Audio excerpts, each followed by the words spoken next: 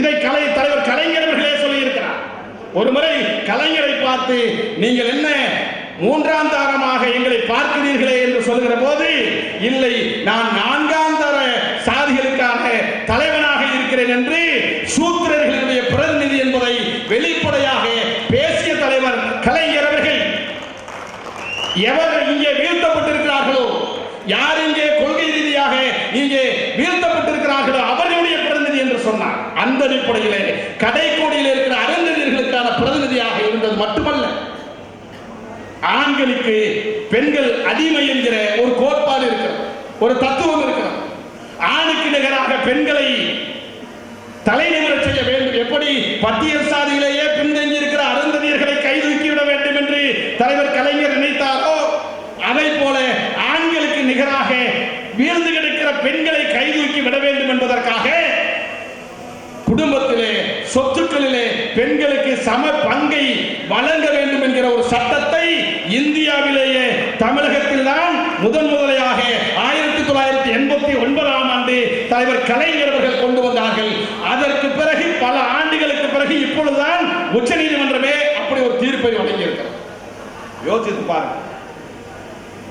அம்பேத்கர் 1956களிலே 52களிலே இந்து மசோதாவை கொண்டு வர வேண்டும் என்று நினைத்தார். ஏன் நினைத்தார்? ஆணுக்கு பெண் சமமாக வர வேண்டும் என்று சொன்னால் பெண்களுக்கு சொத்திலே பங்கு இருக்க வேண்டும் என்று 52களிலே அம்பேத்கர் பாராளுமன்றத்தில் பேசினார்கள்.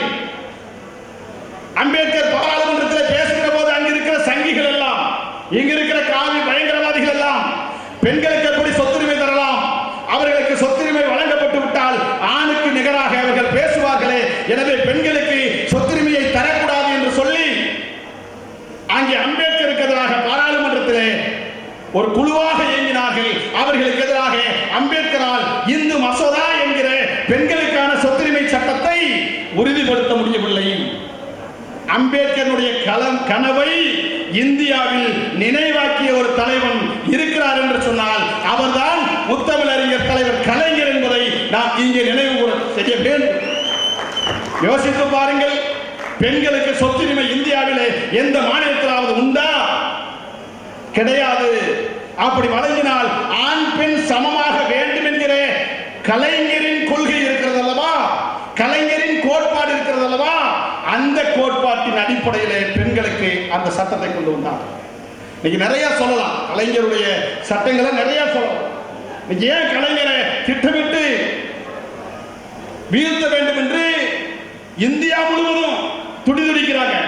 ரொம்ப சாதாரண விஷயம்தான், ரொம்ப சாதாரண விஷயம்தான். இங்க இருக்கக்கூடிய பெண்கள் நமக்கு தெரியும், கோயிலுக்குள்ள பட்டியல் சாதிக்காரனே போக முடியாது, அதுல பெண்கள் கோயிலுக்குள்ளவே போக முடியாது. இதெல்லாம் நமக்கே தெரியாத பல செய்திகள். கலைஞர் அவர்கள் கிட்டத்தட்ட திருக்கோவில்கள் இருக்கிறது அல்லவா, அந்த திருக்கோவில்கள்ல அறங்காவலர் குழுன்னு போடுவாங்க. அந்த திருக்கோவில்கள்ல அறங்காவலர் குழு உருவாக்குகிற போது அதில் ஒரு பெண் கண்டிப்பாக அறங்காவலர் குழுவிலே இடம்பெற்றே ஆக வேண்டும் என்கிற சட்டத்தை கொண்டு வந்தவர் கலைஞர். பெண்களுக்கு வேலை வாய்ப்பில் அரசாங்கத்துடைய வேலை வாய்ப்பு இருக்கிறது அல்லவா, இந்த அரசாங்கத்தின் வேலை வாய்ப்பில் 33% இடஒதுக்கீட்டை தமிழகத்திலே கொண்டு வந்தவர் கலைஞர்.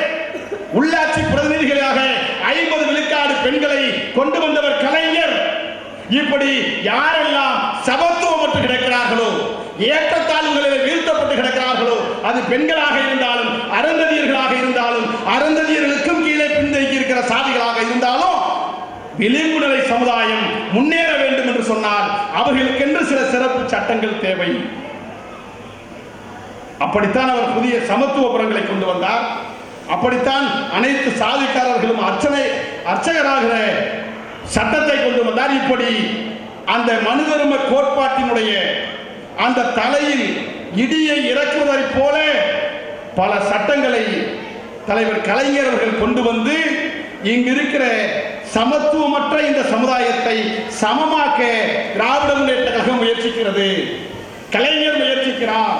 எனவே கலைஞரை வீழ்த்துவதற்கு எதுவெல்லாம் ஆயுதமோ அதையெல்லாம் அவதூறுகளாக விமர்சனங்களாக இங்கே முன்வைக்கிறார்களே ஒழிய எவனும் கோட்பாடு ரீதியாக முன்வைக்க வருவதில்லை. ஆனால் எத்தனை விமர்சனங்கள் வந்தாலும், எத்தனை அவதூறுகள் வந்தாலும், எத்தனை தடைகள் வந்தாலும் அந்த தடைகளை எல்லாம் தவிடுபடியாக்கி இன்றைக்கு 75 ஆண்டு காலம் கடந்தும் இந்த தமிழ்நாட்டை ஆண்டு கொண்டிருக்கிற வலிமை திராவிட முன்னேற்ற கழகத்திற்கு இருக்கிறது என்று சொன்னால், கொள்கையிலே அவர்கள் எடுத்துக்கொண்ட வலிமை, கொள்கையிலே அவர் எடுத்துக்கொண்ட அந்த ஆற்றல், அந்த ஆற்றலுடைய தொடர்ச்சியாகத்தான், அந்த திராவிடத்தினுடைய நீட்சியாகத்தான் இன்றைக்கு அண்ணன் உதயநிதி ஸ்டாலின் அவர்கள் துணை முதலமைச்சர் என்கிற ஒரு பொறுப்பிலே இன்றைக்கு உயர்ந்திருக்கிறார் என்று சொன்னால், ஏன் அண்ணன் உதயநிதி ஸ்டாலின் அவர்கள் துணை முதலமைச்சர் ஆக வேண்டும்? இன்றைக்கு தமிழகத்திலே திராவிடத்தின் 4ஆம் தலைமுறை என்கிற அடையாளத்தோடு இன்றைக்கு நகர்வலம் வந்து கொண்டிருக்கிறார். சனாதனம் சாகடிக்கப்பட வேண்டும் என்ற ஒரு அரசியல் இயக்கத்துடைய பிரதிநிதியாக இருக்கிற ஒரு கட்சிக்காரர்கள் எவராவது இப்படி பேச முடியுமா? அப்படி பேசுகிறார்கள் என்று சொன்னால் கொள்கையில் அவர்கள் வலிமையாக இருக்கிறார்கள் என்று பொருள். அப்படிப்பட்ட திராவிட இயக்கங்களுடைய கொள்கையினுடைய வாரிசாக, இதெல்லாம் குடும்ப வாரிசு கிடையாது, இது தத்துவ வாரிசு, கொள்கை வாரிசுகளாக இன்றைக்கு அண்ணன் உதயநிதி ஸ்டாலின் அவர்கள் துணை முதலமைச்சராக இன்றைக்கு பதவியேற்றிருக்கிறார் என்று சொன்னால், அவருக்கு முதலிலே தமிழ் புலிகள் கட்சியின் சார்பில் நெஞ்சார்ந்த வாழ்த்துக்களை இந்த நேரத்தில் நாம் பதிவு செய்ய விரும்புகிறோம். அதே போல திராவிட முன்னேற்ற கழகம் அருந்ததியர் மக்களுக்கு அது ஒண்டி வீரனுடைய மணிமண்டபமாக இருக்கலாம். இன்றைக்கு ஐயா முத்துசாமி அவர்களோடு தோழர் வடிவேல் அவர்களோடு பொல்லர் நினைவு மண்டபம் அமைக்கக்கூடிய இடத்தை பார்வையிடுகிற வாய்ப்பை நாங்கள் பெற்றோம். ஐயா முத்துசாமி அவர்கள் அதை பார்வையிட்டுக் கொண்டிருந்தார்கள். அப்பொழுதுதான் பார்ப்போம் ஐயா முத்துசாமி அவர்களுடைய அணுகுமுறை, அங்க இருக்கிற விளிம்பு நிலை மக்களோடு எவ்வளவுக்கு எவ்வளவு அவர்களுடைய உணர்வை வெளிப்படுத்துகிறார்களோ அந்த உணர்வுகளை அப்படியே உள்வாங்கி அந்த விளிம்பு நிலை மக்களோடு அவர்களுடைய உரிமைகளோடு சமமாக கலந்து அந்த பிரச்சனைக்கு தீர்வு சொல்லுகிற அந்த பாங்கை நான் அருகிலே இருந்து பார்த்தேன். அதனால்தான் அவர்கள் இன்றைக்கு நிதுபெரும் தலைவர்களாக நின்று கொண்டிருக்கிறார்கள்.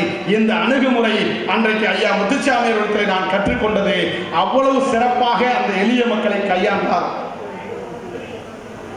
அந்த பொல்லானுக்கான அந்த மணிமண்டபம் அமைக்க கொடுக்கிற அந்த பணிகளாக இருக்கட்டும், குயிலுக்கு இன்றைக்கு நினைவு சின்னமாக இருக்கலாம்.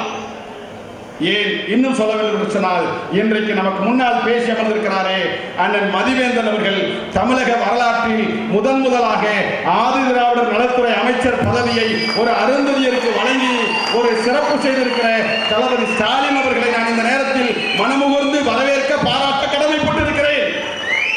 இந்த துறை மக்களோடு தொடர்புடைய துறை. இந்த துறையிலே நீங்கள் இந்த மக்களுக்கு அல்லது இந்த பொதுமக்களுக்கு, தமிழக மக்களுக்கு எந்த வகையான ஒரு மாற்றத்தை கொண்டு வர முடியும் என்கிற ஒரு நம்பிக்கையின் அடிப்படையிலே ஒரு ஆளுமை மிக்க ஒரு பதவியை இன்றைக்கு நம்முடைய அண்ணன் அவர்களுக்கு வழங்கி இருக்கிறார்கள்.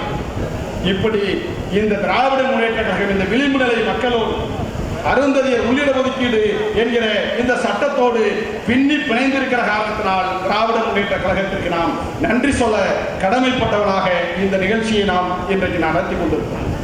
என் அன்பிற்குரியவர்களே, இப்பொழுது நாம் திராவிட முன்னேற்ற கழகம் ஒரு சட்டத்தை வழங்கிவிட்டது.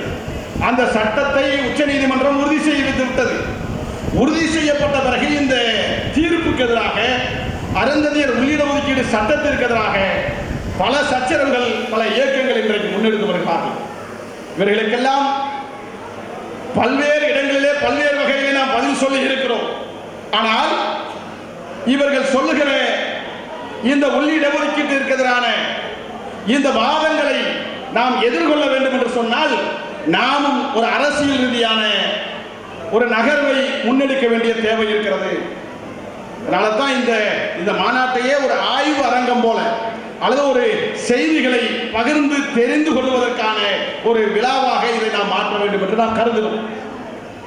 இன்றைக்கு அருந்ததியர் உள்ளிட ஒதுக்கீட்டு ஏதோ கலைஞர் அவசர குணமா கொடுத்துட்டாரு, அல்லது தாழ்த்தப்பட்ட பட்டியல் சாதி மக்களை பிரிச்சுட்டாங்க, தமிழ்நாட்டில் இந்த மோசடியை நாங்கள் ஏற்க மாட்டோம் என்று கொக்கரிக்கிறார்கள்.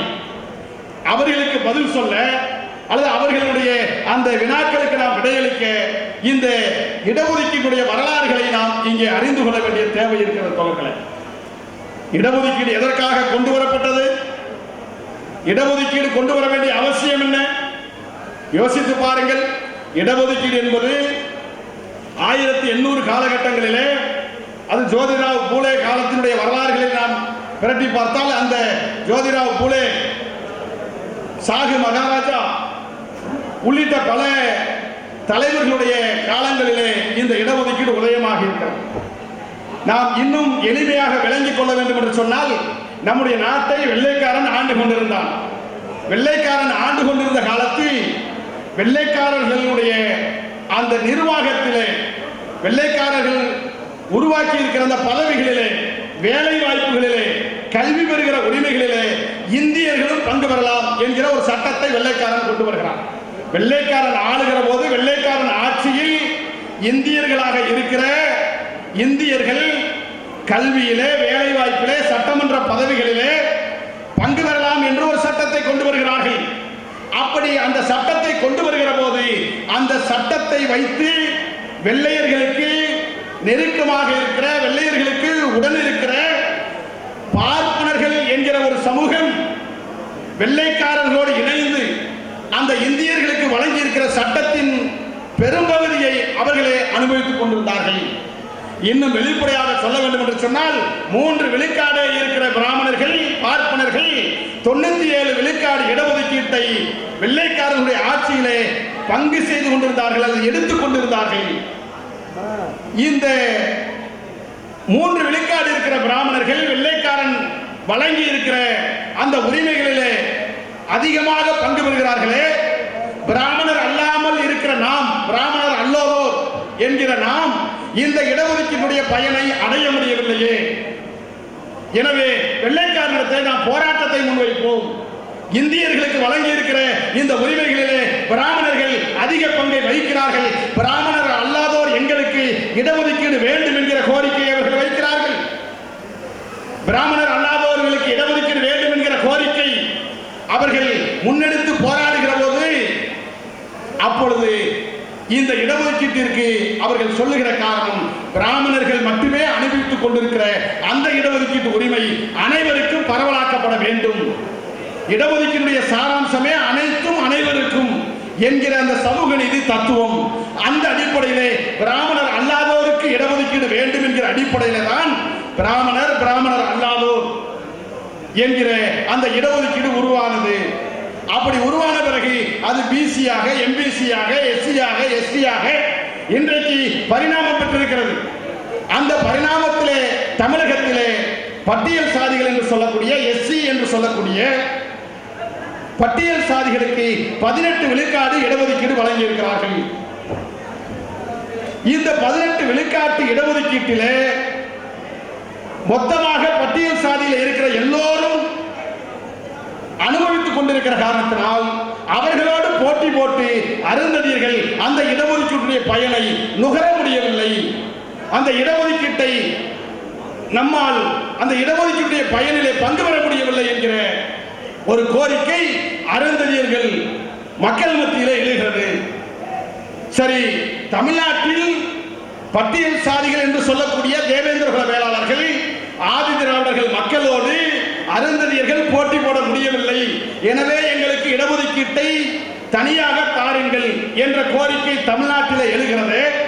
இந்த கோரிக்கை இந்தியாவில் வேறு எங்கும் எழவில்லையா என்று சொன்னால், இந்த கோரிக்கை தமிழகத்திலே உருவாவதற்கு 50 ஆண்டுகளுக்கு முன்பாகவே, 40 ஆண்டுகளுக்கு முன்பாகவே இந்தியா முழுவதும் இப்படி ஒரு கோரிக்கை எல்லா மாநிலங்களிலும் எழுந்தது என்பதுதான் வரலாறு. எப்படி தமிழகத்திலே பட்டியல் சாதியிலே அருந்ததியர்கள் இடஒதுக்கீட்டுடைய பயனை அடைய முடியவில்லை என்கிற இந்த ஆதங்கமும் கோரிக்கையாக வருகிறதோ, அதே போல இந்தியா முழுவதிலும் இருக்கிற மாநிலங்களிலே, அந்தந்த மாநிலங்களிலே இருக்கிற பட்டியல் சாதிகளிலே பின்தங்கி இருக்கிற சாதிகள் இடஒதுக்கீடு எங்களுக்கு வேண்டும், தனியாக வேண்டும் என்று எல்லா மாநிலங்களிலும் போராடுகிறார்கள். அப்படி போராடுகிற போதுதான் இந்த தமிழகத்திற்கு முன்பாகவே 1975களிலே இந்தியாவில் பஞ்சாப் என்கிற ஒரு மாநிலம் இருக்கிறது. அந்த பஞ்சாப் என்கிற மாநிலத்திலே எப்படி இங்கே அருந்ததியர் என்கிற ஒரு சமூகம் இருக்கிறதோ, அதை போல அங்கே வால்மீகி என்கிற ஒரு சமூகம் இருக்கிறது. மஜிபி சீக்கியர்கள் என்கிற ஒரு சமூகம் இருக்கிறது. அவர்கள் அங்கே கல்வியை நுகர முடியாதவர்களாக இருக்கிறார்கள், வேலை வாய்ப்பிலே பயனடைய முடியாதவர்களாக இருக்கிறார்கள். எனவே பஞ்சாபில் 1970களிலே எங்களுக்கு இடஒதுக்கீடு வேண்டும் என்கிற கோரிக்கை பஞ்சாபிலே தான் முதலாக எழுகிறது. அன்றைக்கு பஞ்சாபிலே பின்தங்கி இருக்கிற மக்களுடைய போராட்டத்தை ஏற்றுக்கொண்டு பஞ்சாப் மாநில அரசு 1975களிலே பஞ்சாப்ல 25% இடஒதுக்கீடு இருக்கு எஸ்சிக்கு. அந்த 25% எஸ்சிக்கான இடஒதுக்கீட்டிலே 12.5 என இரண்டாக பிரித்து வால்மீகி மஜிபி சீக்கியர்களுக்கு 12.5 இடஒதுக்கீடை வைத்துக் கொள்ளுங்கள் என்று இரண்டாக பிரித்து 1975ஆம் ஆண்டு இந்தியாவில் முதலாக பஞ்சாபில் இடஒதுக்கீடு வழங்கப்படுகிறது. இந்த பஞ்சாபிலே வழங்கப்பட்ட பிறகு பல மாநிலங்களிலே அதனுடைய தாக்கம் உருவாகிறது. அப்படி உருவாகிற போது அன்றைக்கு அந்த பஞ்சாபுக்கு அருகே இருக்கிற ஹரியானா என்கிற ஒரு மாநிலத்திலே இந்த கோரிக்கை எழுகிறது. அந்த ஹரியானாவிலே 75க்கு பிறகு 1994ஆம் ஆண்டு ஹரியானாவிலே இருக்கிற மாநில அரசு ஹரியானாவிலே இருக்கிற எஸ்சி மக்களிலே இருக்கக்கூடிய இடஒதுக்கீட்டை இரண்டாக பிரிக்கிறார்கள்.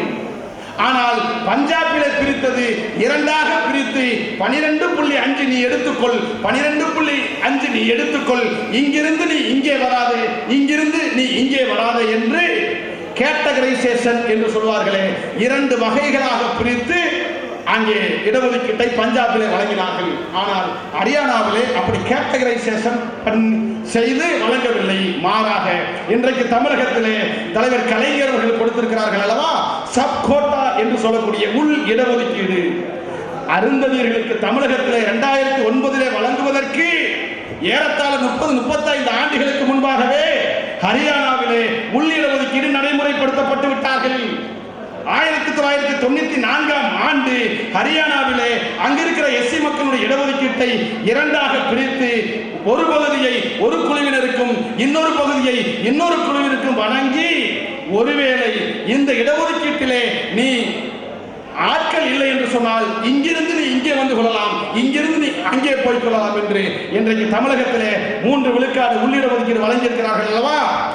அருந்ததியருக்கு முன்னுரிமை, அருந்ததியர் இல்லை என்றால் இதர எஸ்சியை வைத்து பூர்த்தி செய்வது என்கிற இந்த சப் கோட்டா என்கிற இந்த முறையை 94களிலே ஹரியானாவிலே வழங்கிவிட்டார்கள். ஏறத்தாழ 75லே இருந்து கிட்டத்தட்ட 20 ஆண்டு காலம் பஞ்சாபிலே இடஒதுக்கீடு முறை நடைமுறையில் இருந்தது, சப் கேட்டகரைசேஷன் முறை நடைமுறையில் இருந்தது, ஹரியானாவிலே சப் கோட்டா முறை நடைமுறையில் இருந்தது. 20 ஆண்டு காலமாக நடைமுறையில் இருக்கிற போது இங்கு இருக்கிற யாருக்குமே அது ஒரு பிரச்சனையாக தெரியவில்லை. இன்றைக்கு சப் கோட்டா சப் கேட்டகரைசேஷன் என்றெல்லாம் மக்களை நாம் குழப்புகிற அந்த மாயாஜாலங்களை நாம் இங்கே பேசி வருகிறோம் அல்லவா. இந்த மாயாஜாலங்கள் எல்லாம் 20 ஆண்டுகளுக்கு முன்பாகவே 25 ஆண்டுகளுக்கு முன்பாகவே ஹரியானாவிலே பஞ்சாபிலே நடைமுறையில் இருந்து வந்தது என்பதை எத்தனை பேருக்கு நாம் இங்கே சொல்லி இருக்கிறோம். அப்படி பஞ்சாபிலே வழங்கின பிறகு ஹரியானாவிலே வழங்கின பிறகுதான் அந்த கோரிக்கை ஆந்திராவிலே விரிவடைகிறது. ஆந்திராவிலே ஏறத்தாழ 97களிலே அந்த இடஒதுக்கீட்டு முறையை கொண்டு வர முயற்சிக்கிறார்கள். ஆந்திராவில் பஞ்சாப் போலயே 4 கேட்டகரைசேஷன் ABCD என்கிற அந்த 4 வகையிலே 1997ஆம் ஆண்டு ஆந்திராவிலே இடஒதுக்கீடு வழங்கப்படுகிறது. ஆந்திராவிலே பலத்த எதிர்ப்புகள் கிளம்பிய பிறகு 2007லே வழங்கப்பட்ட இடஒதுக்கீடு உடனடியாக ரத்து செய்யப்பட்டது. ஆனால் ரத்து செய்ததை கண்டித்தும் போராட்டம் நடத்தினார்கள். அப்படி நடத்தப்பட்ட பிறகு 2000லே ஆந்திராவிலே இந்த ABCD என்கிற இந்த வகைப்படுத்துதல் அடிப்படையில் ஆந்திராவிலே இடஒதுக்கீடு வழங்கப்பட்டது. இதை நான் ஏன் குறிப்பிடுகிறேன் என்று சொன்னால், ஏதோ தமிழகத்திலே வந்து விட்டது, தமிழகத்திலே நாம் குழப்புகிறார்கள், தமிழகத்திலே ஒற்றுமையை சிதைக்கிறார்கள், தமிழகத்திலே சிதைப்பது மூலமாக அகில இந்திய அளவிலே எண்ணிக்கை சிதறிவிடும், அகில இந்திய அளவிலே பட்டியல் சாதி மக்களுக்கான அந்த நெருக்கம் அல்லது அவர்களோடு அந்த ஒன்றாக இருக்கிற அந்த ஒற்றுமை சிதறிவிடும் என்று சொல்கிறார்கள் அல்லவா. ஆனால் 20-30 ஆண்டுகளுக்கு முன்பாகவே இந்த இடஒதுக்கீடு முறை நடைமுறையில் இருந்தது. அப்படி ஆந்திராவிலே வழங்கப்பட்ட பிறகுதான் ஆந்திராவிலே நீதிமன்றத்திற்கு செல்கிறார்கள். நீதிமன்றத்திற்கு சென்ற பிறகு ஆந்திராவிலே அந்த அரசு முதலில் வழக்கு போடுவது சரி என்று தீர்ப்பு வழங்கியது. திரும்ப உச்ச நீதிமன்றத்திற்கு போன பிறகு அதை தடை செய்தார்கள். தடை செய்த பிறகு அரசே மேல்முறையீடு செய்தது. அப்போ 5 நீதிபதிகளை கொண்ட உச்ச நீதிமன்றம் ஆந்திராவினுடைய அந்த சின்னையா வழக்கில் இப்படி கேட்டகரைசேஷன் செய்வது தவறு என்று ஒரு தீர்ப்பை வழங்கியது. அதன் மூலமாக ஆந்திராவில் இருக்கிற அந்த ABCD என்று வகைப்படுத்துகிற முறை 5 நீதிபதிகளை கொண்ட நீதியரசர்கள் உச்ச நீதிமன்றத்தில் தீர்ப்பு வழங்கிய காரணத்தினால் அது 2004ஆம் ஆண்டு ரத்து செய்யப்பட்டது. ஆந்திராவிலே ரத்து செய்த இந்த வழக்கை மேற்கோள் காட்டி பஞ்சாபிலே ஹரியானாவிலே வழக்கை அவர்கள் வழக்கு தொடுத்தார்கள்.